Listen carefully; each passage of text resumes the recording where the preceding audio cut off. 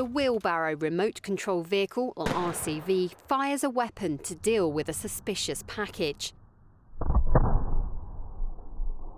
Inside, a pipe bomb that poses a real threat to life. It's just one of the scenarios students are taught at DEMS, the Defence EOD Munitions and Search Training Regiment, a specialist school in Bicester and Kyneton, where troops from all three services come to learn how to deal with everything from Second World War bombs, ammunition safety, high-profile search and IEDs, improvised explosive devices. They then do this on the streets of the UK as well as overseas. UK forces have been deployed almost non-stop for the last 40, 50 years. And that has allowed us to build up a vast amount of experience in every possible threat that we can face, in every possible scenario, and almost every environmental context.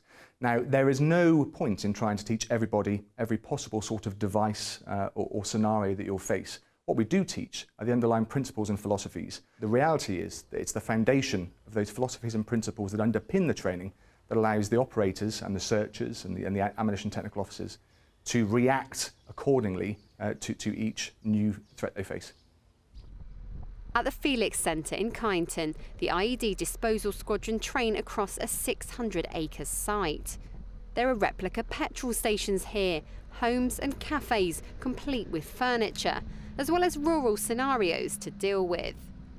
If the task requires a manual approach, a bomb disposal operator going up in person to the device, they then have to wear this special suit. It's made up of 6 different parts. It weighs about 34, 35 kilos. It's quite a bulky bit of kit to sort of get round, and you have to be conscious of you've sort of doubled your size. So if you're working in tight spaces, sort of around the cars and stuff, you have to be pretty conscious about every movement you're making. It can become a bit tiring the longer you get it on, but it's one of them things that I guess you get used to.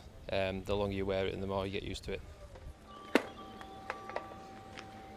In the woods, the students are practicing an operator search. There's been a weapons find in the clearing, but they've had intelligence that they could be targeted, trying to retrieve it. This is to counteract the victim-operated device threat, so we negate tripwire threat by using tripwire feelers. We also use metal detection equipment to detect any metallic objects in the ground, be it main charges and stuff like that. From a victim-operated threat, you are the potential target, so it's quite important that you get these drills correctly. Back on the square, the students are trying to move a suspicious car without personally releasing the handbrake, in case that could trigger a device. Traditionally, teams have an operator who leads the disposal task and a number 2 who supports them and the kit. These students have done that secondary role and now are stepping up to train as operators. As a number 2, you're getting directed what they want you to do, whereas as an operator, you're directing them. You've got a lot of things going on. You've got to take in a lot of information and decide what you want to do with it. A lot more pressure, because anything that goes wrong on this task will fall on your shoulders rather than a number 2. So it's a lot more pressure, but a lot more exciting at the same time, so you get a lot more involved. So he comes back and forth, so you think he hides things here. DEMS Training Regiment runs 64 different courses across their 2 sites every year, and that includes a specialist course for international students. This year, 150 of them will come here from 20 different countries for a masterclass in IED disposal. We're running a scenario whereby a known criminal thought to have access to a weapon has been pursued by the police covertly. And they've identified a suspicious area in a garden and seen a wire, and that's obviously raised some suspicion, and the EOD team's been tasked. We're kind of seen across the world really as a bit of a leader in this sort of field, given sort of the historical aspect with Northern Ireland, that sort of thing. And a lot of our sort of procedures and techniques are born from that. Foreign nations see that as something to sort of aspire to. So, but it's good for us as well. We get to see how other nations do things, and there's great variance across the world. Now we're at the end stage of the task. So he's been down with his robot, carried out a number of remote actions. He's done a couple of manual approaches by this point, where he searches the way in to get to where he is now. So he's moving into the final stage, where he's just got to deal with the main charge itself.